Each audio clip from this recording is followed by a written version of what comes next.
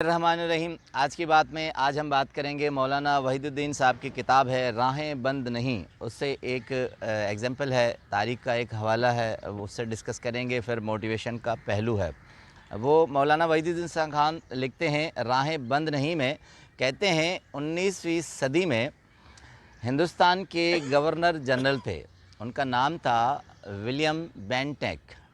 William बेंटेक 19वीं सदी के गवर्नर जनरल थे। उनके बारे में बता दूं कि दो उनके बड़े कंट्रीब्यूशंस थे जब वो ब्रिटिश इंडिया, ये जब इंडो पाक की हुकूमत थी, तो एक सत्ती का जो सिस्टम था उन पे उनका बड़ा अहम रोल था। वो उन्होंने ख़त्म किया था, या कब किया था। उसके बाद एजुकेशन में बड़ा काम किया था, उन्होंने उसको प्रमोट किया था। तो कहते हैं मौलाना वहीदुद्दीन खान साहब कि उन्होंने 19वीं सदी में 1830 में एक हुक्म जारी कर दिया। उन्होंने हुक्म जारी कर दिया कि ताज महल का जो संगे मरमर है उसको निकाला जाए। अब ये एक अजीब ख़बर थी 1830 में। अब कहते हैं कि जब ताज महल बना था तो मरियाना से उसके बहुत कीमती संगे मरमर के पत्थर, मार्बल आए थे। और इनकी मैं कंस्ट्रक्शन बता दूं कि ये 1630 से लेकर 32 से लेकर 1653 तक ये काम चला था। 21 साल ताज महल का काम चला था। ये दुनिया के लिए एक बहुत बड़ा काम था, जिसमें बहुत से मज़दूर, बहुत सी मालियत की कीमती चीज़ें उसमें लागू की गई थी। अब जैसे ही उन्होंने ये हुक्मनामा किया, मगर इस पर इम्प्लीमेंटेशन नहीं हुआ। दूसरे लफ्ज़ों में कहते हैं कि लॉर्ड बेंटिक कामयाब न हो सके इस मंसूबे में। अब ये ख़बर वहीं दब गई।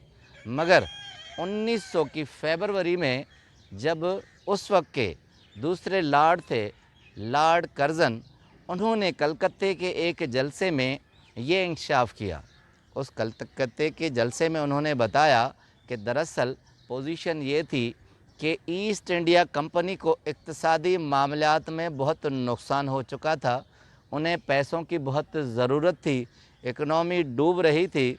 तो फ़ैसला किया गया उस वक्त के गवर्नर जनरल ने कि ताज महल का संगे मरमर निकाल कर ये नुकसान पूरा किया जाए। उस वक्त 1830 में उस संगे मरमर की कीमत 1 लाख रुपए थी, जो मालियत उन्हें मिलनी थी। मगर कहते हैं ये ख़बर जैसे ही फैली तो लोगों का एहतजाज और मुखालफत शुरू हुई। तो उस पर उस वक्त के लॉर्ड बेंटिक बहुत बिगड़ चुके उस विलियम ने आर्डर दे दिया कि अब संगे मरमर तो क्या, अब ताज महल को पूरा ज़मीन बोस किया जाए, पूरे ताज महल को ज़मीन के बराबर किया जाए। कहते हैं कि ये ख़बर चलनी थी कि पूरे इंडो पाक में पूरे मुसलमान और हिंदू दोनों हंगामा बर्पा कर दिया और बहुत से मुजाहरे होने लगे। अब ऐसी सूरत-हाल हो गई कि उस फ़ोर्स को, ब्रिटिश के फ़ोर्स को कवर करना मुश्किल हो गया। अब आखिरी लाएअमल ये था कि बेंटिक के मुशीरों ने कहा कि अगर हमने थोड़ा सा भी फ़ोर्स किया तो पूरे मुल्क में बगावत फैल जाएगी और लोग हमें भी तहस-नहस कर देंगे। और ये हुक्म वापस लिया गया। अब मौलाना साहब लिखते हैं कि ये ख़बर भारत टाइम्स में 1969 में छपी। और जब मैं ख़बर पढ़ रहा था तो एक साहब मेरे साथ अखबार भी पढ़ रहे थे, तो उन्होंने बड़ा कमाल का जुमला कहा कि हिंदुस्तान को हिंदुओं और मुसलमानों ने नहीं बचाया।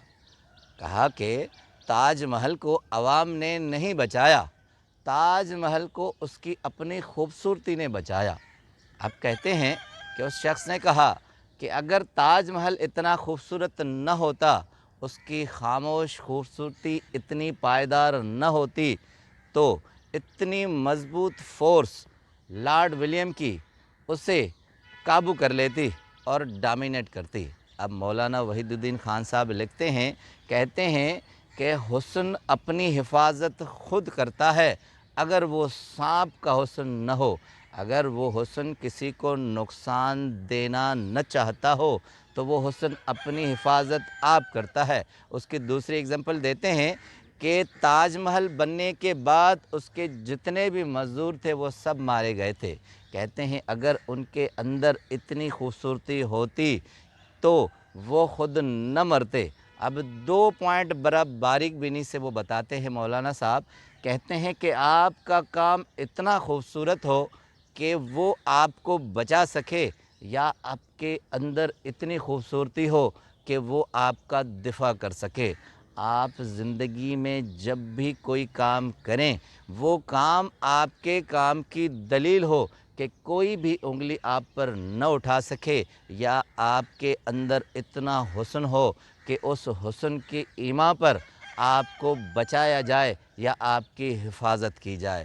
تو زندگی میں کہتے ہیں کہ create your work in your self by your beauty, یعنی اپنی خوبصورتی سے اپنے اندر اتنا کام سما دیں کہ لوگ آپ کو نہ صرف قدر کی نگاہ سے دیکھیں مگر وہ آپ کا دفاع بھی کریں۔ دنیا میں کہتے ہیں اس عجوبے کی ایک یہ بھی نشانی ہے کہ وہ اتنا خوبصورت ہے، اتنا خاموش حسن ہے، جو بغیر ڈنگ کے ہے کہ اتنی بڑی طاقت ہونے کے باوجود بھی دونوں مذاہب کے لوگ اس کی حفاظت کو نکلے اور ان میں ان کا کوئی بھی غرض نہیں تھا۔ آپ کا بہت بہت شکریہ۔